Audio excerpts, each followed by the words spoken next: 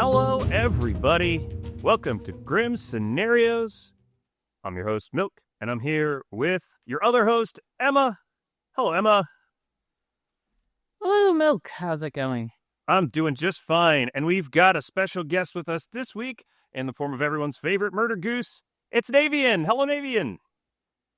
Hello. Well, we are here today to discuss a character that I think everybody loves, and that's the Ogre. I love the Ogre. Emma, do you want to give him the old text?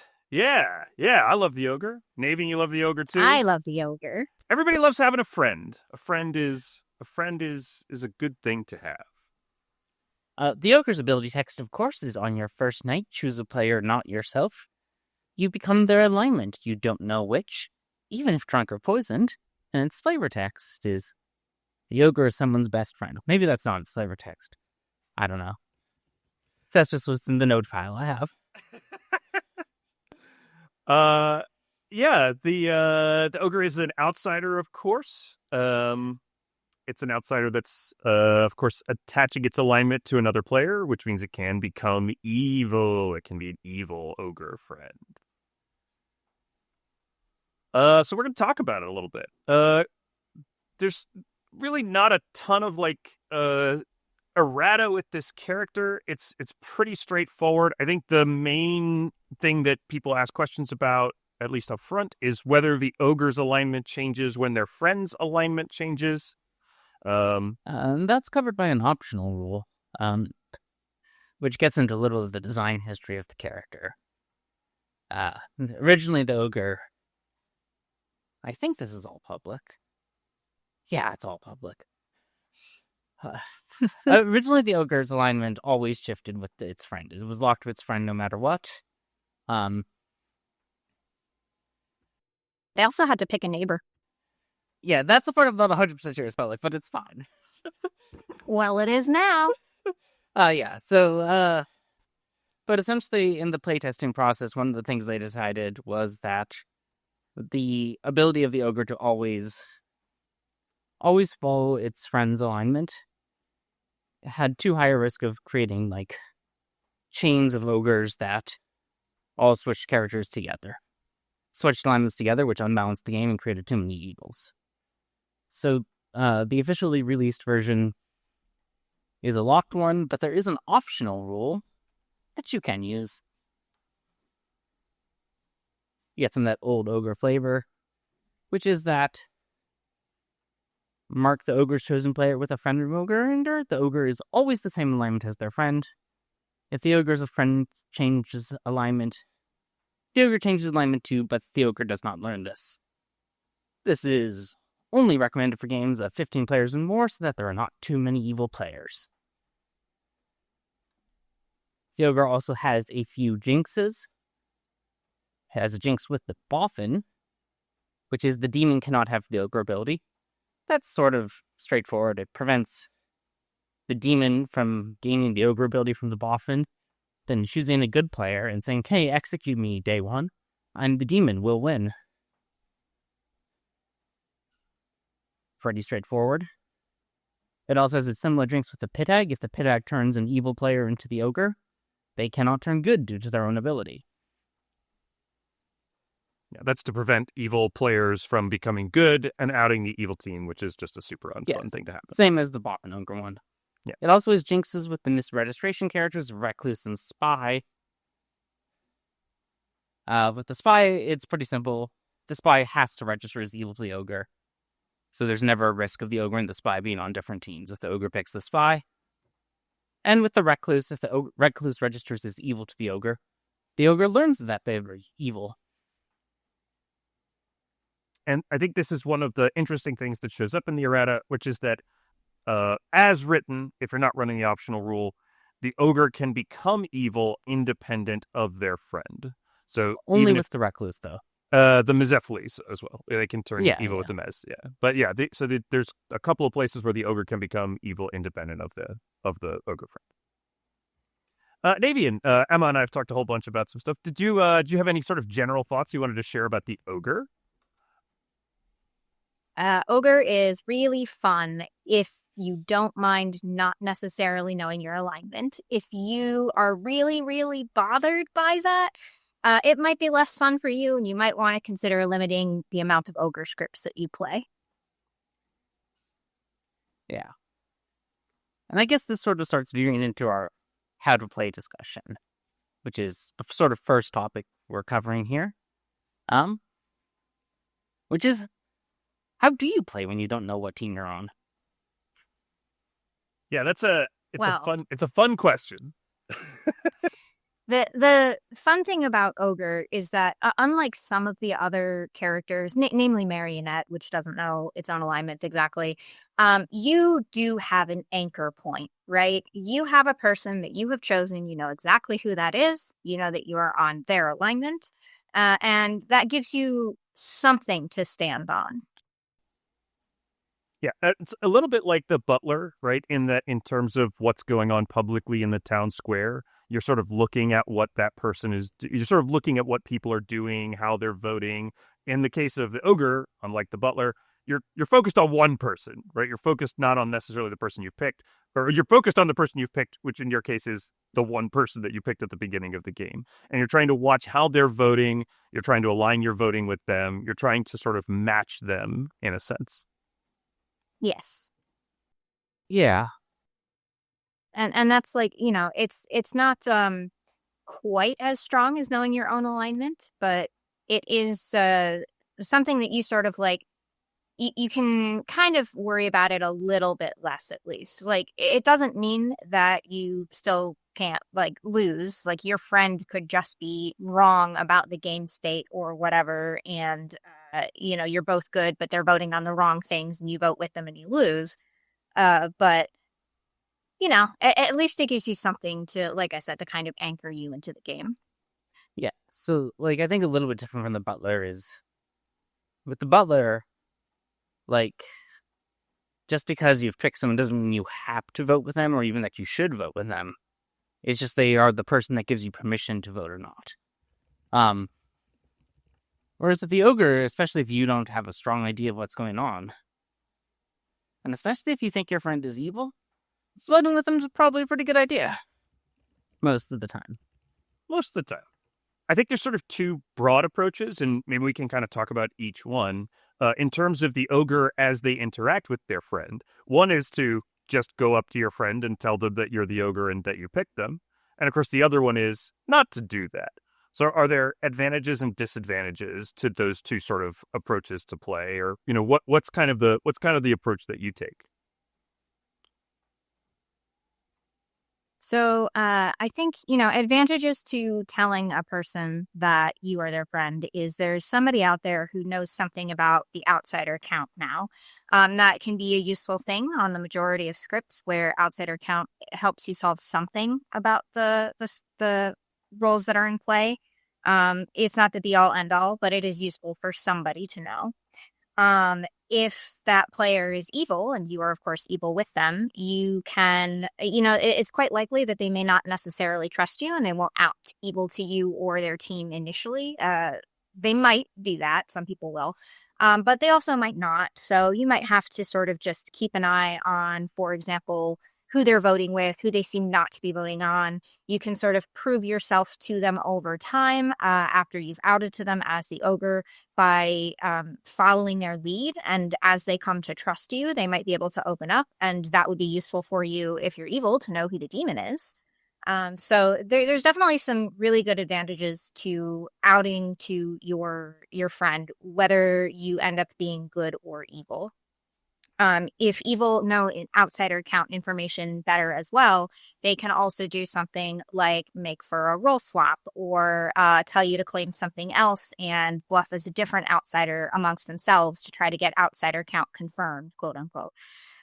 So yeah, lots of strong advantages to outing. An advantage to not outing is if you are evil, you could end up confusing the outsider count, which confuses what roles are in play. You could end up essentially like helping bolster an evil team's bluff if you are evil. Again, that's useful for if you're evil. And the ogre as a character that can change alignments or doesn't know its exact alignment, like this is part of what makes it an outsider, right? Is that you kind of want to play in a way that you're almost like hedging your bets. You're sort of a bit of a fence sitter on how you might play it. And that ends up being, for the most part, detrimental to the good team, even if you are a good ogre. But also playing as a quiet ogre, you can just sort of like sit back and like we talk about with Butler, you can just observe what is going on with the voting, not just with your friend specifically, but with other people as well. And you can kind of just see what blocks are forming. Yeah. I think like part of the thing is part of what you want to do as the ogre is sort of try to figure out, and we'll talk a little bit about, I think, being the friend later and how you should react when someone tells you that you're ogre. But part of what you want to be doing as the ogre is sort of independently figuring out your guess on your friend's alignment. Because there's how you want to play as a good ogre and how you want to play as an evil ogre are probably pretty different, right? If you think you're an evil ogre, you probably don't want to go outing your friend to town. You may not want to admit that you're the ogre, for all the same reasons that evil players don't want to be clear on who they're aligned with, or that they're evil. If you think you're a good ogre, on the other hand, well, this is all now valuable information for town. Outsider count issues. Hey, this person's probably good because I'm good.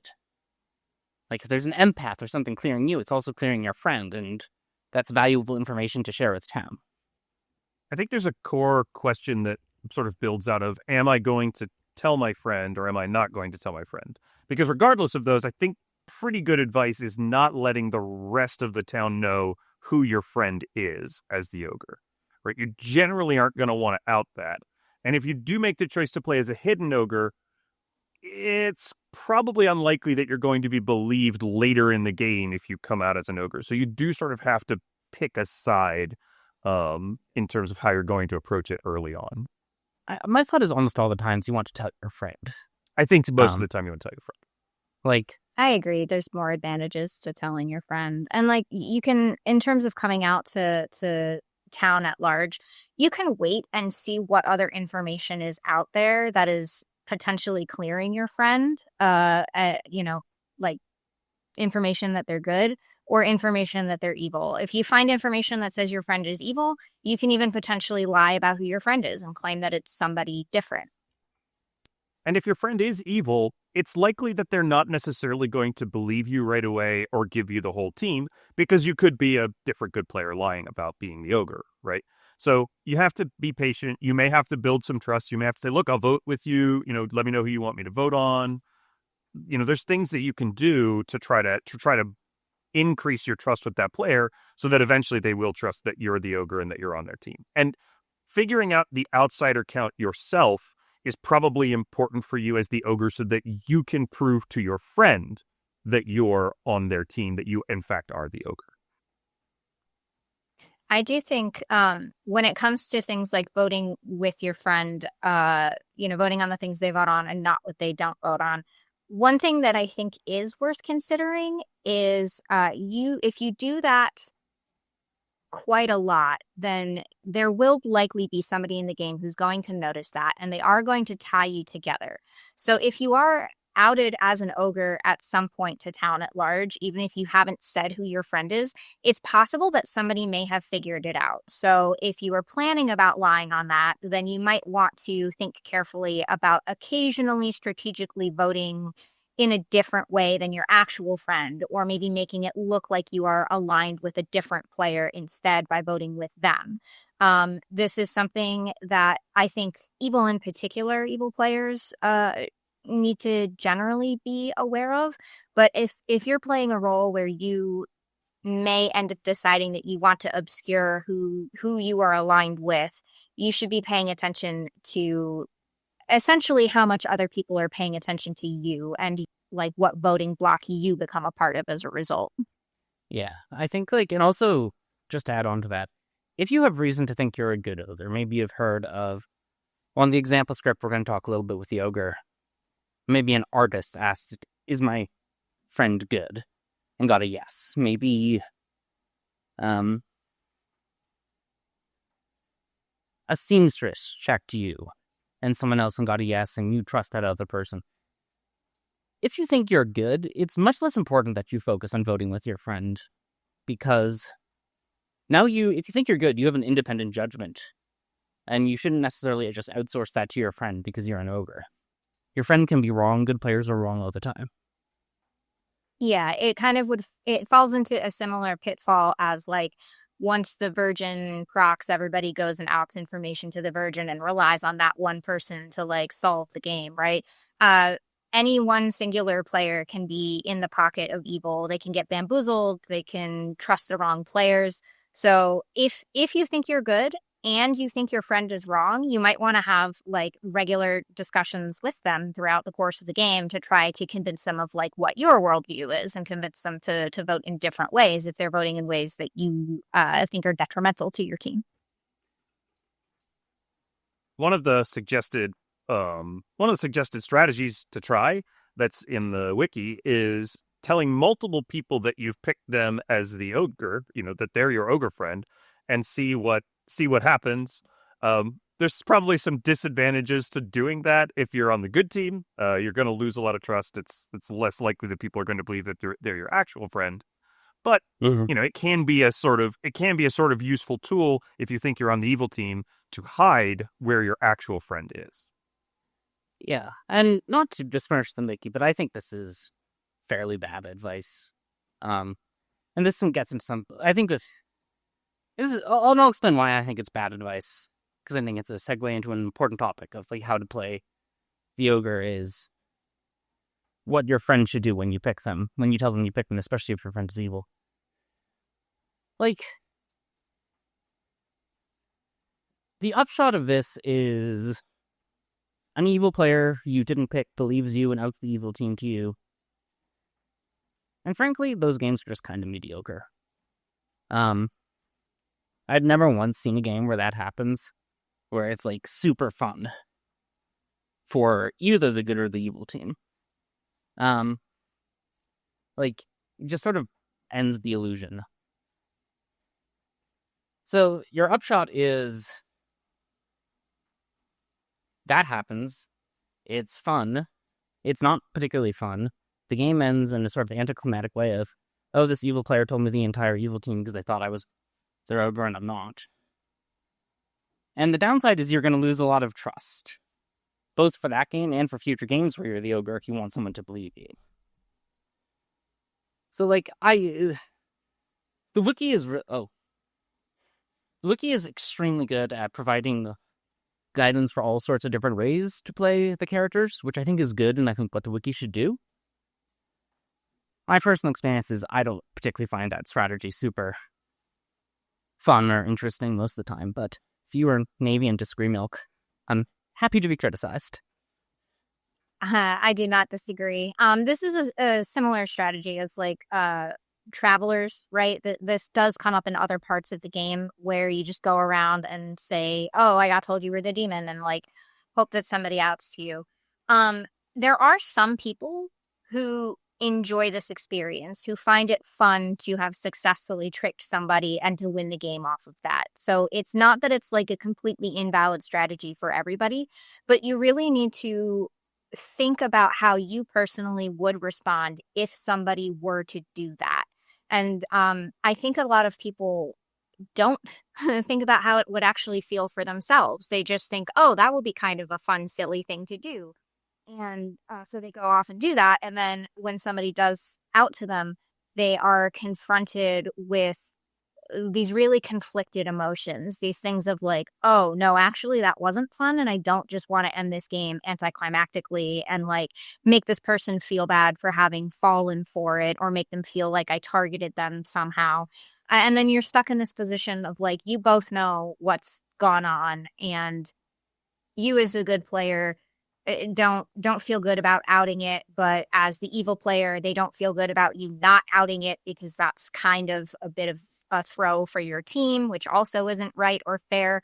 So most people end up facing those complicated feelings and they don't enjoy the experience. Some people, unfortunately, find that out the hard way. So yeah, I wouldn't do that strategy personally because I would not find it fun or interesting. I would just be kind of mortified for everybody involved. Yeah, and the part of the reason why I brought this up is because I genuinely feel that way as well. I think it's not a particularly fun approach to sort of try to trick the evil team into outing to you. Maybe it's a little more useful if you're evil, just sort of, if you think you're evil, sort of just going around trying to, kind of spread a little misinformation or whatever. Maybe that's useful. But I actually think it kind of leads into what I think is a more interesting strategy for the ogre. And something that Emma did in a game that we played together when I was an evil player and she was the ogre, and against her better judgment picked me.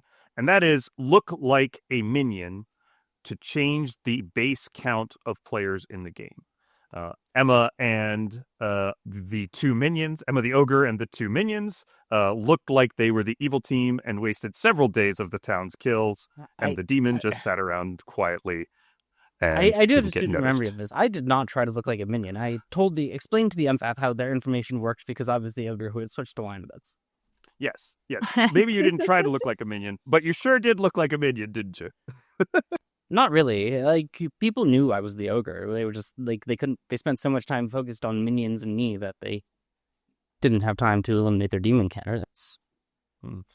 I remember it differently, but that's okay. Maybe it's a difference of perspective. That is like a solid strategy though, right? Like if you and the expendable minions, because you are expendable as well as an evil team member who is not the demon, if you can make yourselves look like the original starting evil team, then great. Your demon can just kind of fly under the radar the entire game, and that's going to be good for you. Yeah. And you can do kind of crazy stuff like, tying votes to make yourself look evil and on random. It doesn't even have to be on an evil player, just on a random player, things like that. There's stuff you can do to try to distract town and get you killed instead of a minion with a powerful ability or the demon. We've touched on this a little bit, but I think it's worth playing off. You're an evil player, someone comes up to you and says they're your ogre.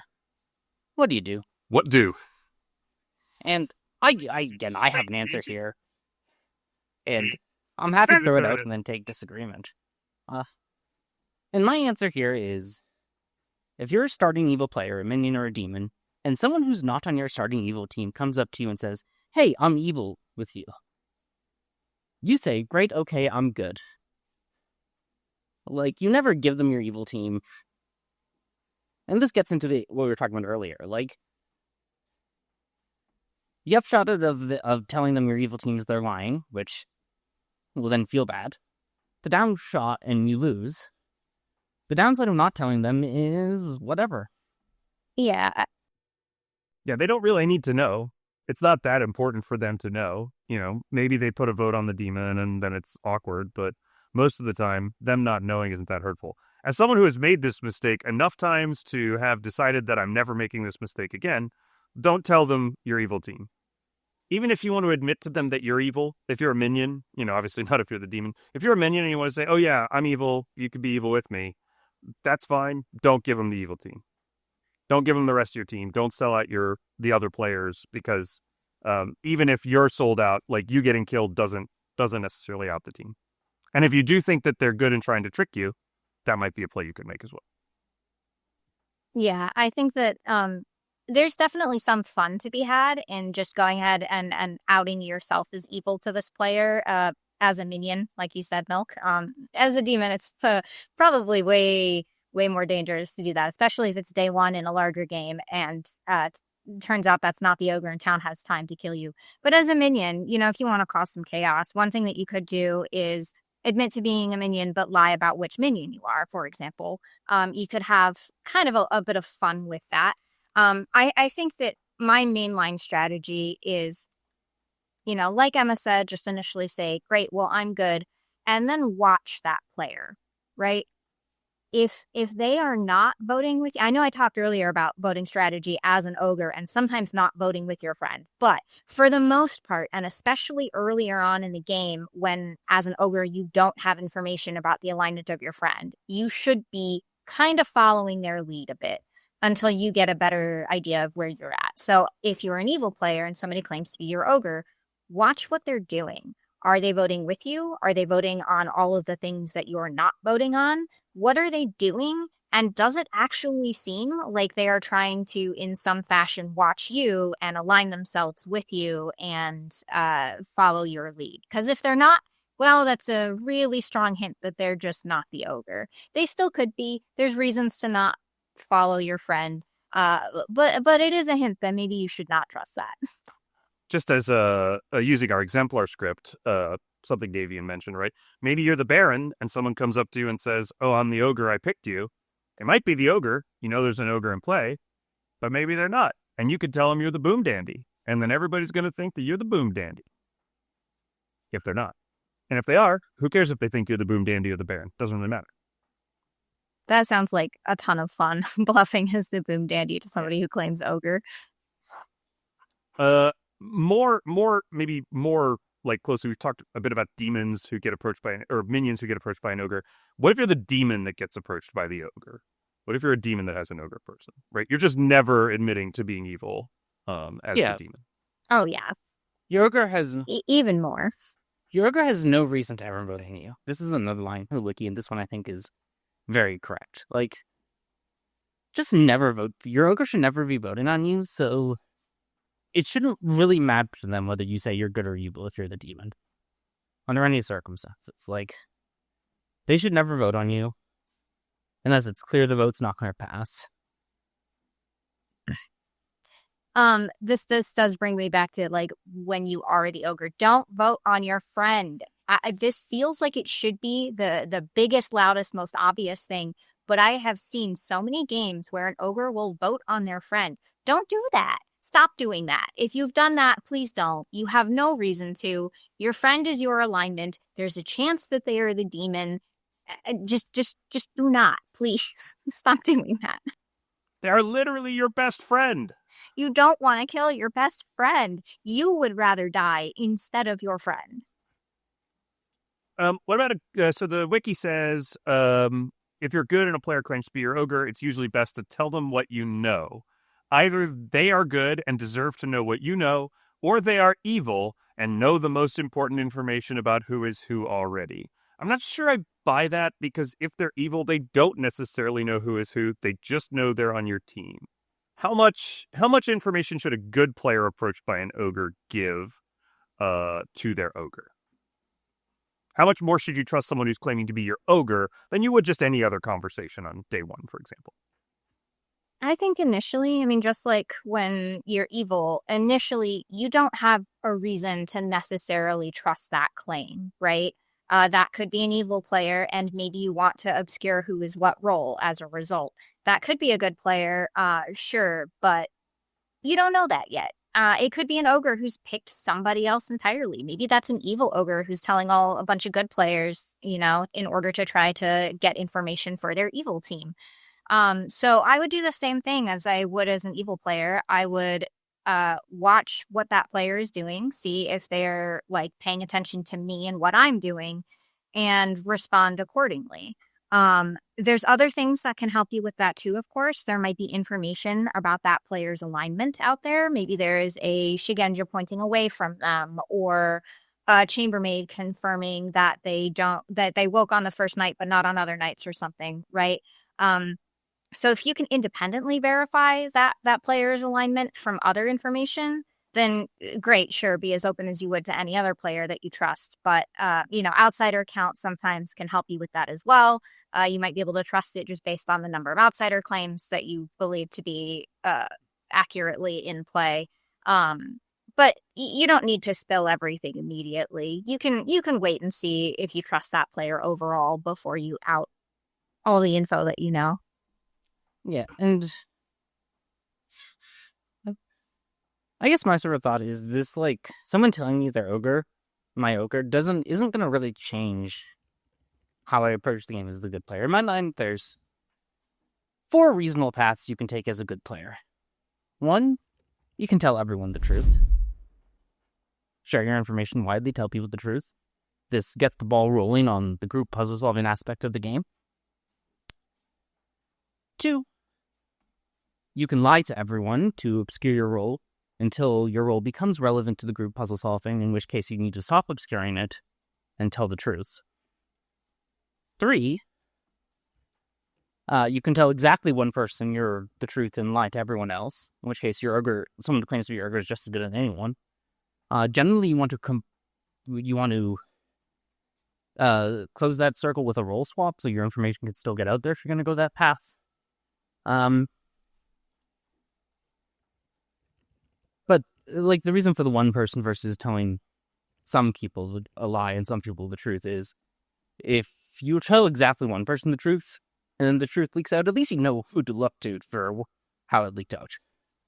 4, you can be the damsel, in which case you should never tell anyone anything.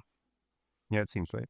And I agree with your point about the role swap. And if you do trust your ogre, if you want to go in and trust the ogre, I agree with Emma, right? Like role swapping with them is a pretty reasonable thing to do. If they're good and on your team, they make a great teammate. And even if they're not the demon, unless they're lying and they're the demon. But in theory, if they're an evil ogre, if they're actually the ogre, they're not the demon. Regardless of what team they're on, they're just as good as anybody else to roll swap with. I do like they're not the demon unless they're the demon. Yeah. I mean, they could be the demon. But like we'll talk about bluffing the narrative. Absolutely. We'll get to that in a minute. But yeah, I think the core of what Emma's saying is right. You either trust fall with them, you're either telling everyone everything anyway. You trust fall with them as one of the people who you trust just as good as anybody else, or you lie. And probably most of the time that's going to depend on your role and kind of your read on the game. How the ogre approaches you, if you get a positive social read on them, things like that. I actually go to go a little bit further. This is a bugbear of mine, but you should either trust fall with exactly one person, or you should trust everyone, or you should lie to everyone. If you trust fall with 2 people, there's a 50% chance that one of them is equal. That's on any player count. That's just how the mathematics works out. It's an average of about 50% if you trust fall with 2 people. Which means the average time you trust fall with 2 people, you are sharing critical information with the evil team and hiding it from the good team.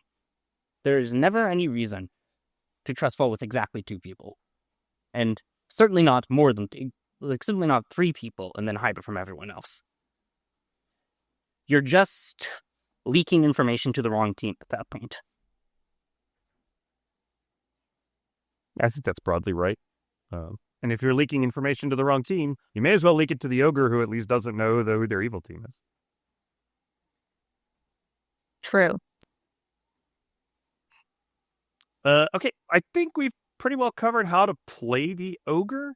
So let's move on to how do you fight the ogre? How do you play against the ogre?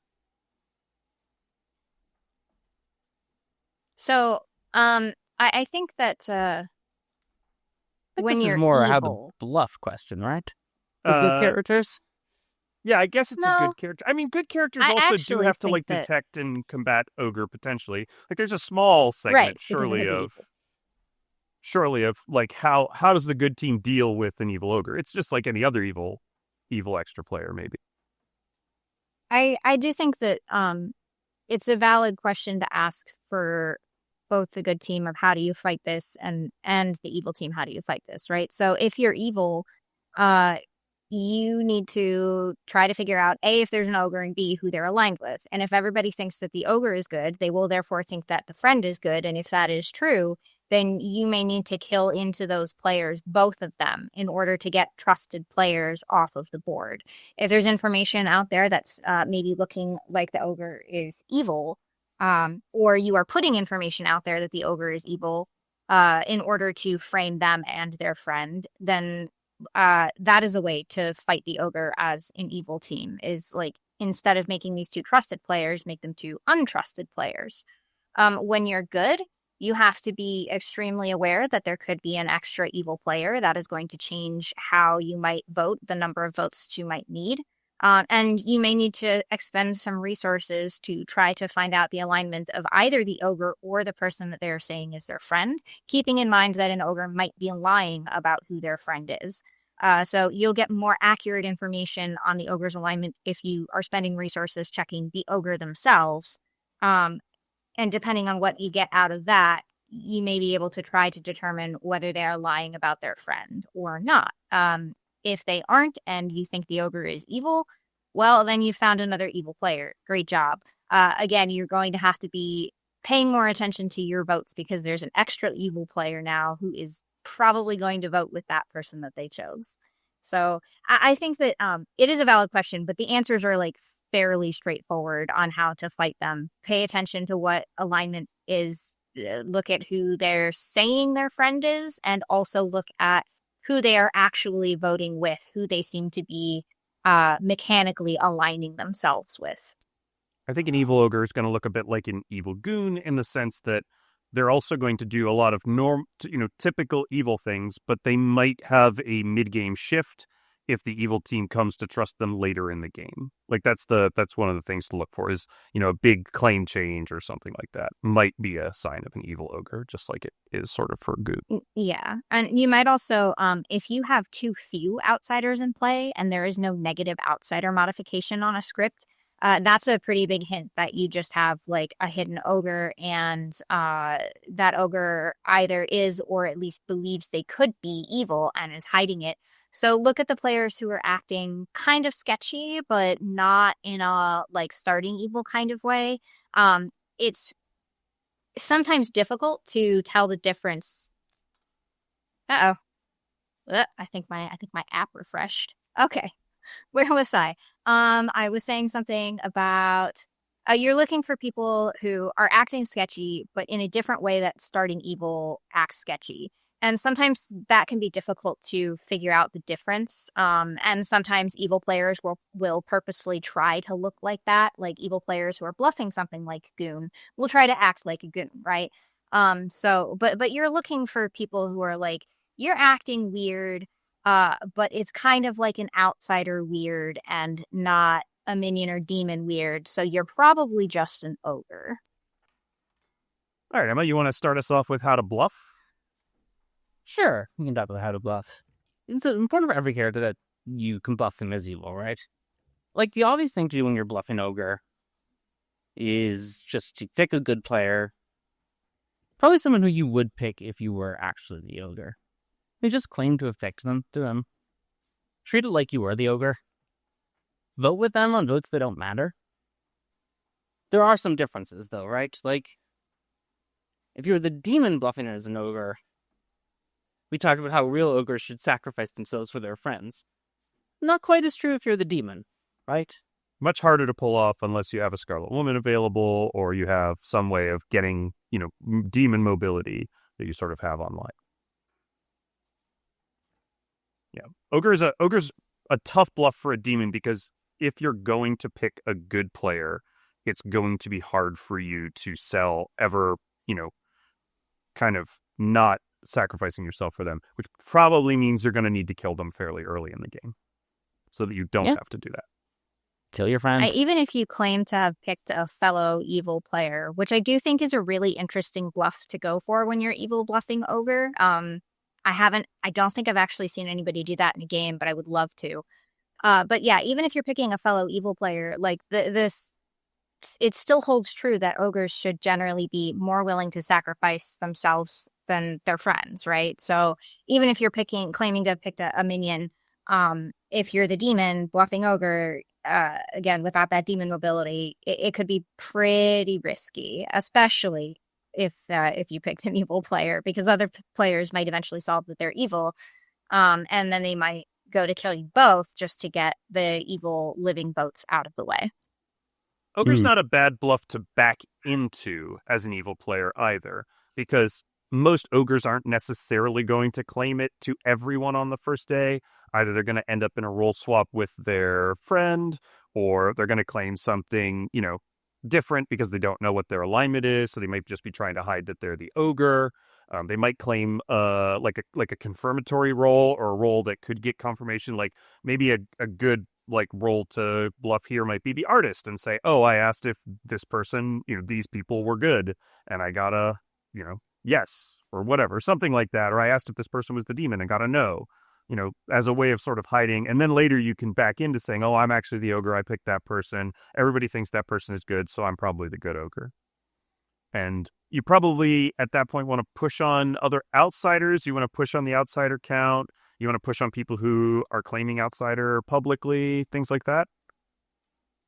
Not sure. What do you guys? What do y'all think? Yeah, I mean, you want to take a look at what the outsider manipulation on the script that you're playing is. So, like, if it's Baron, like on this script that we have, and Baron is in play, then you definitely know that Ogre is not going to be at all viable, or you're like purposefully getting yourself into a double claim. But you might also want to consider what if, if the Ogre is going to keep hidden, then maybe you can at least get away with it for a little while. And then if it turns out the Ogre is evil, maybe you can keep with it. There might be other hidden outsiders on a script as well. Like again, on this one, a damsel is going to be hidden for generally as long as they're alive, right? So you might be able to spend a good portion of the game not having to worry about the outsider count as much. This will be true for any script that has drunk on it, for example. Your bluff is going to be a little bit more likely to get away with it if there's negative outsider mod or that is actually in play, or some sort of hidden outsider other than just Ogre itself, which is only sort of partially hidden. That can help you disguise the actual outsider count. You can, of course, consider bluffing a plus outsider, depending on, again, like what's on the script. If you have roles that are +1 outsider, then great. That's generally an okay, like on the safer side anyway, bluff to consider. But if, for example, it's just the Baron, then and a Baron's not in play, then you would need another evil player to also bluff the other out of play outsider. On this script, the minions would know whether a damsel is in play, so like that's kind of viable here. But on other scripts, it may not be as viable an option, and it requires 2 evil players to buy into bluffing outsider, which, sometimes that doesn't feel likely to happen because your minions aren't speaking with you on day one. They're just going off and doing whatever, and by the time you get around to them, there's like not really the space to coordinate that anymore. Although I do think evil players should consider backing into different bluffs mid to late game, probably more frequently than they do. And I think backing into outsider bluffs in particular can be some of the most interesting ways to do that. And I think Ogre offers like a ton of interesting interactions if you're doing that mid to late game. Yeah, something like I'll say is this is a bit of a storytelling meta call you can make as an evil player, because it's mostly true. Storytellers are really reluctant to give outsider bluffs unless there is some way for the outsider bluff to quote-unquote work. So whether it's a script with a balloonist who didn't have an outsider but is in play, or a script with a drunk or a damsel or a mutant, or a script with a godfather who's not in play. Frequently, these are the reasons storytellers are going to give you that outsider bluff. Vigor Mortis is another common one, which genuinely allows you that your outsider bluff is going to be safe. And I think storytellers probably should give outsider bluffs when the outsider bluff isn't safe more often, but they don't. They just don't. Yeah, that's fair. I do think maybe they should give that more often as well. And like, we talked already about how it's a little more risky for a demon to bluff Ogre, and it's a bit better for a minion to take it. Go ahead and take it then. Go ahead and get into the outsider count conflict. It will take up space and oxygen, and people will focus on that for a while, which means that your demon's probably not getting focused on as much. People really tend to want to clear up where there's very clear conflict, and the outsider count is not correct for what is viable on this script, is a great space to end up in as a minion. I think, like, back to, like, how to bluff the character a little bit, though. The wiki says pick someone fun. Clocktower doesn't need to be serious. That's all sort of silly. But where this is sort of getting to the point is, pick someone who you would pick if you were actually the ogre, right? If you're the sort of person who would pick someone randomly, if you're the sort of person who would pick someone you don't know very well so you could get to know them better, if you're the sort of person who is always going to pick a particular player in this circle, that's who you should be claiming you picked if you wanted to have a successful ogre bluff. If you're playing with ogre, you've probably played a fair number of games of Clocktower with pretty similar groups of people, and they probably know your patterns and practices. So, when you pick your fake friend, pick someone who is going to be plausible as your fake friend. And if you're not sure what kind of a person you are and who you would pick a neighbor. Point straight across the circle. Pick this person straight across the circle. There's lots of ways of thinking about how to pick someone as the ogre. You can. It's much easier to say, "Oh, I just picked my neighbor because they're beside me," than it is necessarily to explain, "Oh, I just really wanted to be on the team with this person." Yeah, it's actually something that we didn't talk about in playing as the ogre, and we probably should have, which is picking your friend. Yeah. I think, there's a lot of different strategies. Pick your neighbor because that's a person that you can lean over and whisper to. This is maybe a little bit more relevant in person than online, despite the app's like neighbor whisper feature. It's still, it still hits different in person. But yeah, pick a neighbor because that's just a person that you can very easily lean over with. This is maybe especially good if you're like on the shyer side, so you don't have to go up and move around the circle or go talk to somebody you don't know. If you really, really prefer playing as a particular alignment, something that you can do is as the bag is going around, try to take a look at like the facial expressions or body language of people as they pick their tokens and see if you can pick somebody who is either good or evil based off of purely the body language read. I have successfully done this as an evil snake charmer once where I wanted to be the demon, and I successfully picked the demon on night one because I picked a player who looked like they were particularly nervous after looking at their token. So you can do this as an ogre as well, right? You can say, okay, I see that I am this particular character and I want to be good. So let's look at somebody who seems like maybe pleased with their role if I know that they're also good.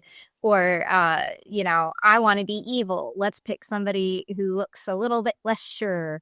It won't always work out. Of course, you will always end up as the alignment that you're looking for. But it's definitely a viable strategy for considering how to pick your friend if what you care about is not the person that you're like linked with, but the alignment. One of the many ways in which in-person Clocktower is so different than playing online. Body language. You can do it online Yes. a little bit if cameras are on. If cameras are on, you can see people's facial expressions. You can give it a swing. But yeah, in terms of like bluffing as an ogre, same thing. Whatever it is that you would have done as an actual ogre, claim that that's what you did that game. Yeah, crucially, make sure you pick say something that's plausible to you specifically. Yeah, I can't tell you how you would choose your ogre friend, so I can't tell you how you would bluff to who you chose as your ogre friend. I can. If there's a goose in the game, you pick the goose. That's the answer. I think the last time I was the ogre, I didn't backpick the goose. Wow, rude. I tend to mix it up. I did. This was the game where you were the cannibal who was lying about it, and I was the ogre who was claiming to be the alchemist harpy. Oh, was that the game that I was in a dual seat? You were in a dual seat with Tomato, yeah. Yeah. We told everybody that we were the ogre. Yep. You were telling everybody you were the ogre. I was Two-headed telling everyone ogre. I was the alchemist harpy who was making you mad at various people. Amazing. I didn't tell you That I was was a the fun ogre. game. You didn't tell anyone you were the cannibal. It worked out perfectly. Yeah, it was great when the king woke up and was like, "What the fuck is this information? I got cannibal. What?" That was a fun game. Yeah. Crucially, I did tell everybody that we were the ogre, but I did not do it in a way that necessarily seemed serious. So I think most people figured out very quickly that we were not, in fact, the ogre, or at least if we were the ogre, we were not, in fact, their specific friend. Yeah, several people saw that I wasn't the alchemist harpy because there was another alchemist in play who seemed to be telling the truth more. Also, you weren't actually being mad at people, like I said you were. Yeah, that might have also factored into some things. Sounds very believable. Anyway, see, look, Emma picked a goose and it was a great game and we all had fun. And there you go. Always pick a goose. Always pick a goose. And good one, so it worked out. Worked out fine. Shall we move on to how to storytell for the ogre? What are some sort of storytelling? I think like there's not a whole lot, I guess, to say about how to storytell the ogre in terms of its effect, right? It's the ogre's going to pick some like There's not a big mechanical thing to deal with. I'm just gonna cut you off. Okay. Yeah, I think with this format, what we can do is actually start off with the first thing you do. Build a bag. That's what I was going to say. Building a bag with an ogre. Yeah. Oh, I'm going to cut you off. The first thing that you do is you pick a script with the ogre. Oh, that's true. But we already have picked a script. Yes. We have picked a script, but I do think it's still important to talk about. It's probably like the number one thing that I think is critical to storytelling that does not get talked about enough, which is the process of picking a script. So main thing is that ogre is a potential +1 evil. Don't pick scripts where there's a fuck ton of plus extra evils along with the ogre. I do have like one script where it's with Leviathan, and it has 2 alignment changers. And the reason that it's like kind of okay there is because players aren't dying. Therefore, evil, even if there are 2 extra evils, again, this depends on your player count. We can get into that in bag building. But if there's 2 extra evils in a larger Leviathan game, evils are not going to be the living majority, right? That's the issue with multiple alignment changers on the majority of scripts, is that good players are going to die in the night, players are going to get executed during the day, and the majority of them for most of the game are going to also be good players. Therefore, you end up in the precarious situation where evil has a living majority vote, and they may end up winning by simply overwhelming by numbers or by vote attrition. Even if good realize that that's what's going on, they simply won't have the amount of votes to continue the game because they'll have to keep using dead votes. And it's really a miserable experience. So you need to look at any script that has any alignment changers on it very carefully, and ogre is included in that. And it's not just alignment changers, it's duplicators, right?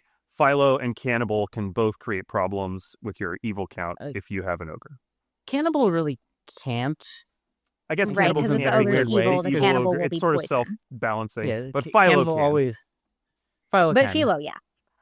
Most people won't go Philo Ogre, but if like you have a group where people would do that, probably don't play Philo Ogre scripts. Yeah. I would do that. I think the other thing that you should look for in picking an ogre script, which I think the script we have picked inanimate objects does well, is you need to make sure there's bluffing space for evil to be bluffing ogre. The ogre can't just be confirmed good by claiming to be the ogre. So you're looking for a script with another hidden outsider, one that's more mechanically hidden than the ogre, who just might choose to hide. So that, say there's in a base 2 game or a base 1 game, you can have that outsider and the ogre as a theory. And scripts that have ways to add extra outsiders, such as the Baron, the Godfather, the Zon. And this is just good script choosing direct. These are generally things you should want in scripts, but particularly if you want to have a fun ogre experience, you're going to want to make sure those scripts exist, because otherwise you can risk the problem. Those things are taken care of, because otherwise you can risk the problem where ogre becomes unblockable.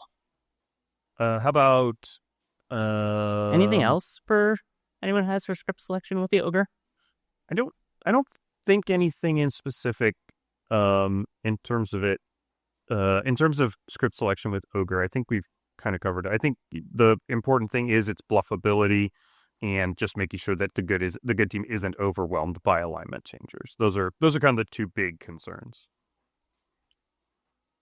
So let's talk about bag building with the Ogre. I think is probably a good next step. What are some considerations the two of you think about? I'm happy to offer mine up. But what are some considerations the two of you kind of go out with when you're putting an Ogre in the bag? So I think for me, this is going to be kind of a weird one, but everybody loves Ogre. There's probably some people who don't, but everybody loves Ogre. And so we have somewhat of a bias towards Ogre as a result, because we have fun seeing it in play. Players have fun with it being in play.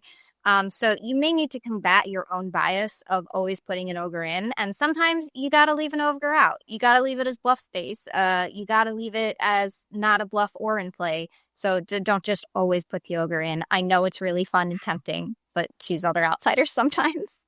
Yeah, because sometimes you want it to be a bluff too. So, but let's say we've made the choice that this is one of the games that we can have an Ogre in. On our example script, inanimate objects come to life. What sort of things are we looking for to put in the bag with the Ogre? I think something that's important to remember is that the Ogre pick goes late on the first night. And so it's not going to disrupt information like Noble and Shugenja. Those can go into the bag with it, and it's not going to cause the Noble's information to contain the Ogre. It could. You could put the Ogre in a Noble ping with an evil player, and then maybe they become evil and there's two evils in the Noble ping. That's something that can happen.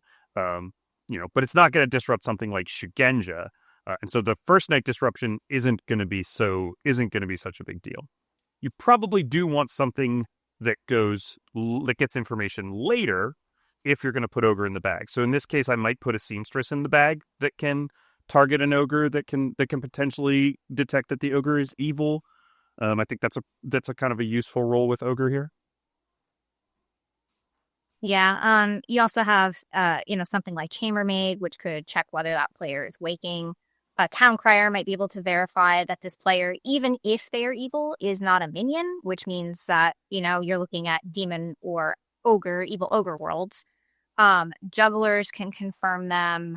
So you want some sort of mix of information that can help determine whether the ogre is the ogre or what their alignment is after that first night as well. Artists could potentially do that in some way. Yeah, I think that's all good points. Oh no, what happened to Emma? You're having some kind I of... forgot that I turned off push talk, and then I okay. was trying to use my push talk button. It's all very complicated sometimes. No worries. It was just I was trying to actually build up the bag building screen to look at, and then... Oh yeah, I could probably do that. That seems like a good idea. I should do that while we're here. Pressing buttons, and it was just getting too much. Too many things. Well, if you say things, I'll happily put them in the bag, and then you can not worry about the clicking. So what do we want to put in this bag with our Ogre? We've got an Ogre here. We probably want at least one of Juggler, Artist, Seamstress then? Yeah, I think on this script, generally, I want to see one of those in the bag with Ogre. Some way for the good team to potentially find. I'll put it in an Artist for now. It seems fine. And probably one of these first night starts knowing roles that's going to be willing to share their information early and isn't going to be affected by the Ogre. Shugenja's quite strong, so I'll throw in a Shugenja. I think some really fun things to do on this script in particular with Ogre is there might be reasons that the Ogre's friend is going to either not know their own alignment or perhaps act a little strange, and those are the Marionette and the Magician. An Ogre might pick a Marionette who isn't told, and initially you think that you're both on the good team, but you're not. You might pick a Magician, and turns out you're good, but that player for the first few days, at least, is going to be acting kind of strange and maybe a bit evil. I think this is definitely a script that is more for people who really enjoy some of that aspect of, I'm not 100% sure what alignment I am or what I'm doing with this. It's not for everybody, but if that's something that you enjoy, this script has some fun interplay for Ogre in that space. They might pick a player who's claiming to have a minion ability, and whether or not that player is good is a question, or evil is a question. Yeah, so let's toss in a magician and alchemist. I was gonna say a Vortox maybe. I think a Vortox is a good idea here. You got to keep morale up there. You got to keep morale up there, but I also think if you really want the purest Ogre experience, you have to make it really hard for them to solve what team they're on. So, like, the information being wrong would help with that. Yeah, and I really like Navean's idea of having a marionette in this bag, so that the player who's picked by the Ogre might not necessarily be the alignment that they think they are. So I'd quite like to put in a marionette as well. Which just means putting in a townsfolk. Let's just add in a soldier. I think that soldier is pretty useful to have in the bag. What about the other minion? I think all of the minions work decently well with Ogre. I agree. Yeah, these three certainly all work great with Ogre, right? I think the most tragic thing that could happen is the other minion is a witch, and you as the Ogre picked the witch, but the witch picked you. That might be the most tragic thing. But it's very funny. So but let's it do is it. very funny. I was thinking maybe a noble, because I think, even though we've put in a Vortox, I think noble raises some interesting storytelling questions we can talk after tokens go up. Yeah. And I'd quite like a town crier as well. I think the town needs one piece of pretty strong information to try to solve out that Vortox. We've got a lot of sort of mechanical things, soldier, alchemist, magician here. We don't have a big, powerful information roll, and I think at least one of those needs to be in the bag. What should our second outsider be? I don't think we need a puzzle master here with the Vortox. We could do... So Golem is kind of interesting with Ogre, right? Because if that's the player that you picked, they're just proven and you know your alignment. So that can be an interesting way for, as an Ogre, solving your own alignment if you happened to have gotten lucky and picked a Golem specifically. That works for me. It looks like we need one more townsfolk. What are we light on here? You're pushing your button, Emma. Emma, you did the push to talk again. I was pushing my button again. I've so trained myself to use push to talk when I turn it off for things where I think it doesn't help me as much. You see, this is why I just leave it on all the time. So probably I think the options I would see for our final pick would be chambermaid or artist. Or a farmer, rather. Yeah. I think farmer can be really interesting with Ogre. Yeah. But this town is a little information light. I think probably we need a chambermaid, and their information's going to be provably wrong, so that's something that they can probably solve out Vortox with as well. Yeah, chambermaid can be a pretty strong early Vortox indicator. Then I am going to switch soldier with farmer just because I think... That's fine. Left that I think soldier is not interesting with Ogre because soldier's sort of ability to survive to the end game can create a real terror moment for the Ogre where... They don't know what team am I picking the demon around this or the soldier? Yeah. But I do want to talk a little bit about farmer, so... Yeah, let's go ahead. Let's send out the bag here and see what we get. Well, since you want to talk about farmer, let's marionette that town crier real quick. And this is the reason you want to put, this is sort of general storytelling thing. This is the reason you want to put redundancy in a bag when you are putting in a marionette or a drunk or something like that. You're going to need that extra roll that can get that detection, because if the town crier gets eaten by the Vortox's marionette, you're going to have a chambermaid or something here to back it up. So, I know we decided this would be a Vortox game, but how do we feel about putting the Ogre in the noble thing? Because I think that's something I've seen a bit be controversial. I mean, I love it, but I enjoy controversial noble things. I think it's fine. Yeah, I also think it's fine. Fortunately, none of us are here to advocate for it's mean to put the Ogre in the noble thing side. I mean, the Ogre's but not... some people do think that. The Ogre's not the demon. It's not a minion. It's not a priority kill, right? So even if it looks evil in the noble ping, I mean, there's not an oracle or something here that's going to say, oh, let's stop killing noble pings. Even if it's evil in the noble ping, and the town doesn't realize it, it's sort of fine. If it's evil in the noble ping and town thinks it's not a Vortox game because the noble pings are good because they think that player's evil, that's sort of fine. If they think the noble's evil, that's sort of fine. Like, there's a lot of outcomes that are sort of okay with the ogre being in the noble ping. Navean, you were trying to say something? I think the important thing to remember about Noble is that the Ogre is going to be considered a good player in the Noble's information, even if they turn evil later. Now, it can make sorting out who's good or evil in a Noble ping a little more difficult if the Ogre turns evil, because they may choose to act evil on purpose, and that could confuse your information that way.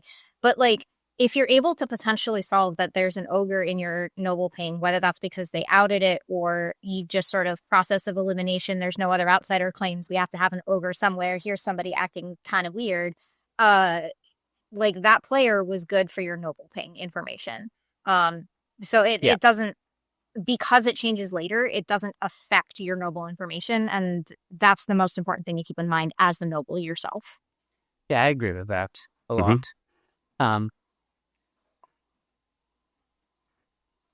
Like, ultimately, the noble is still collapsing worlds a lot. Yeah. And the ogre's not impacting that. And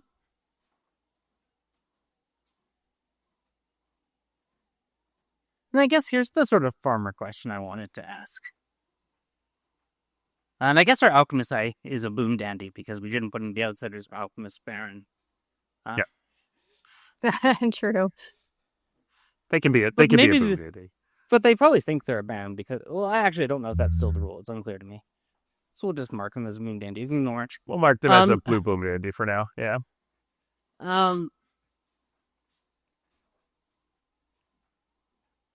What would it take for you on the scrim to straw pass to a good ogre or with their friend? I'd be more likely to straw pass to the ogre than the friend in almost every circumstance. I think. Why is that? Straw passing to the friend means that if town trusts the ogre, they have two good players. Straw passing to the ogre means the ogre still...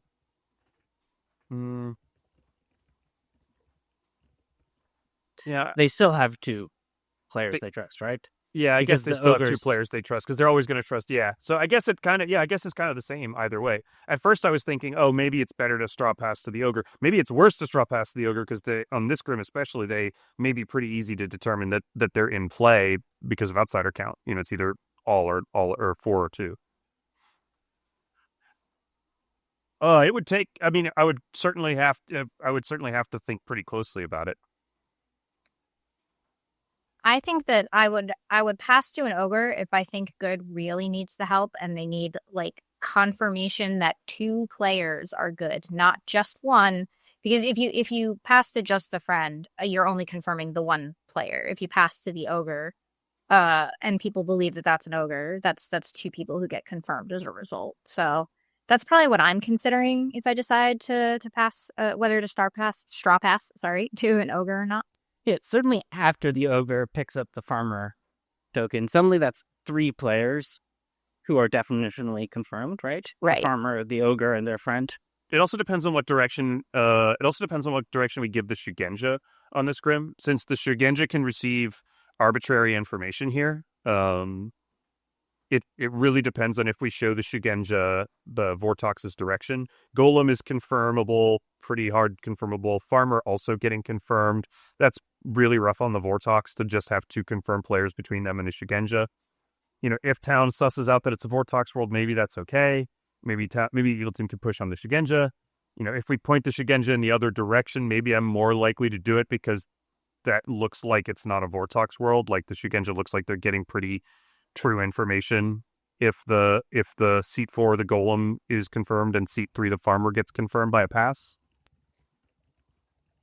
Yeah.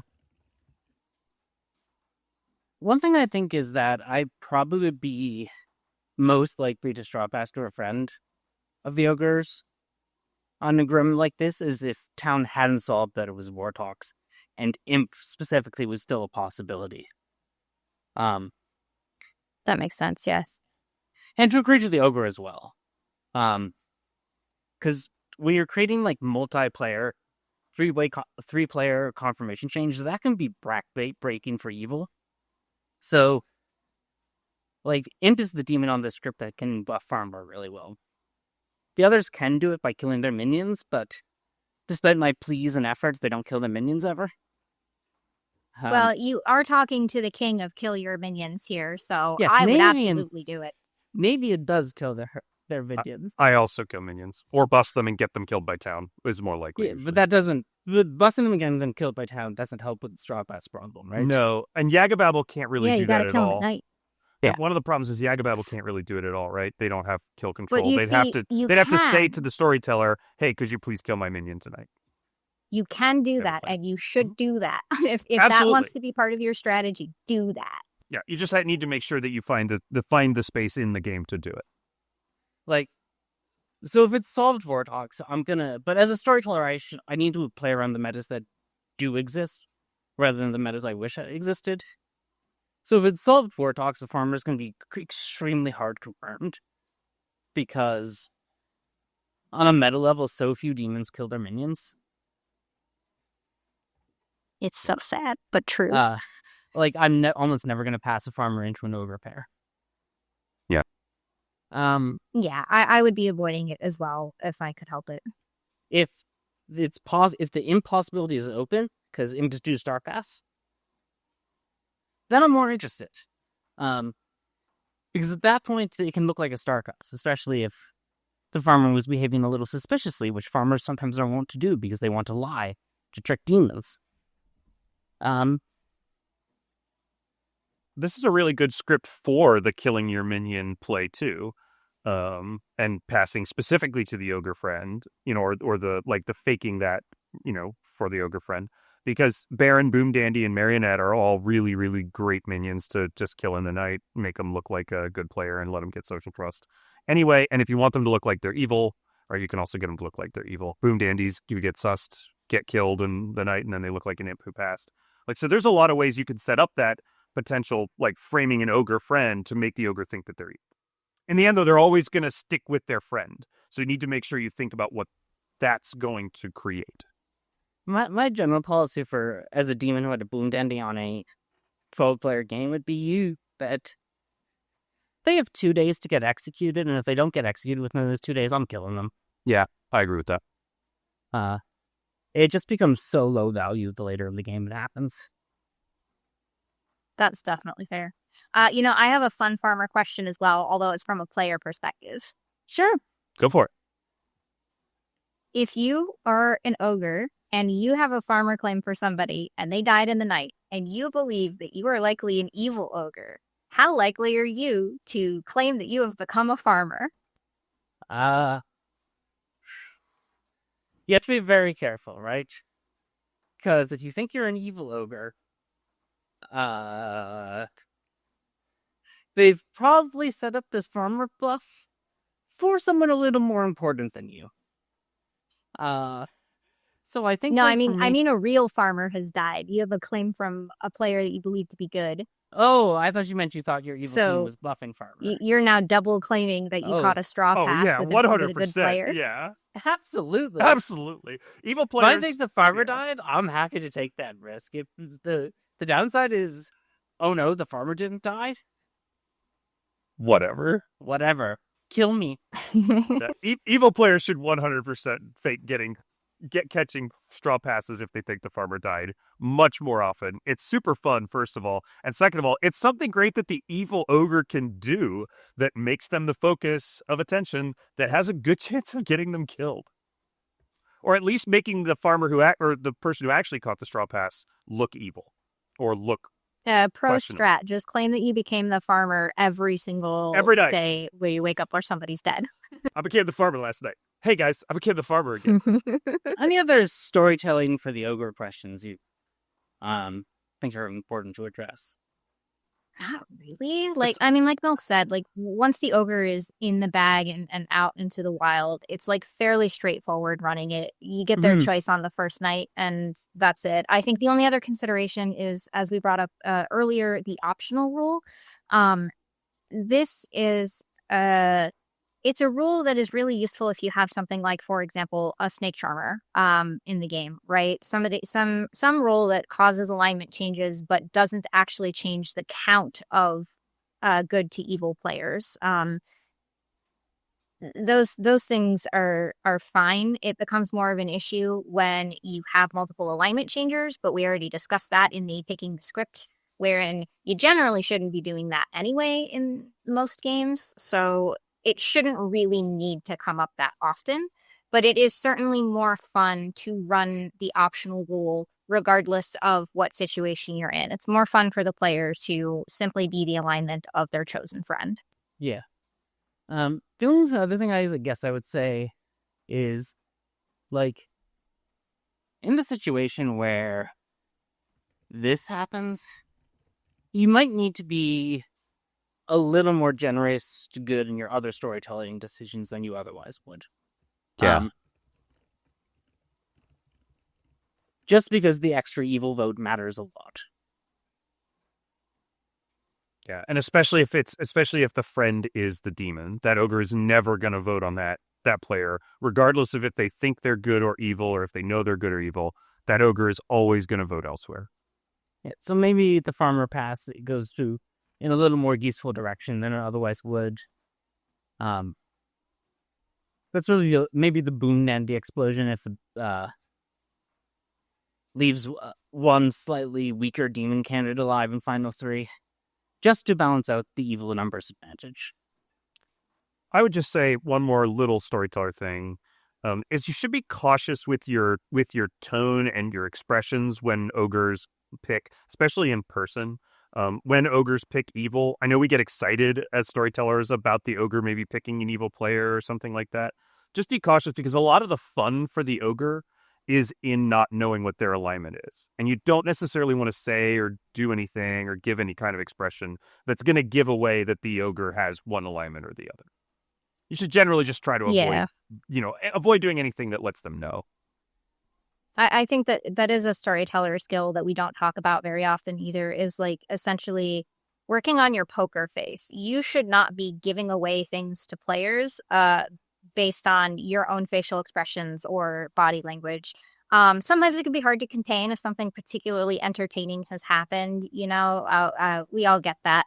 But you should definitely be working on that, because if you're giving away meta information based on, how you're like what you're doing, how you're looking at a person, that's like you're putting your thumb too hard on the scale in the game a lot of the times. It might make players second guess themselves and make other choices that they otherwise wouldn't have. So yeah, work on that poker face so the ogre gets to discover the joy of figuring out their alignment themselves. Of having a friend. All right. Yeah. We're close to our allotted time list, so just quickly, does anyone have any particular interesting interactions with the ogre and any character that they think is worth mentioning quickly?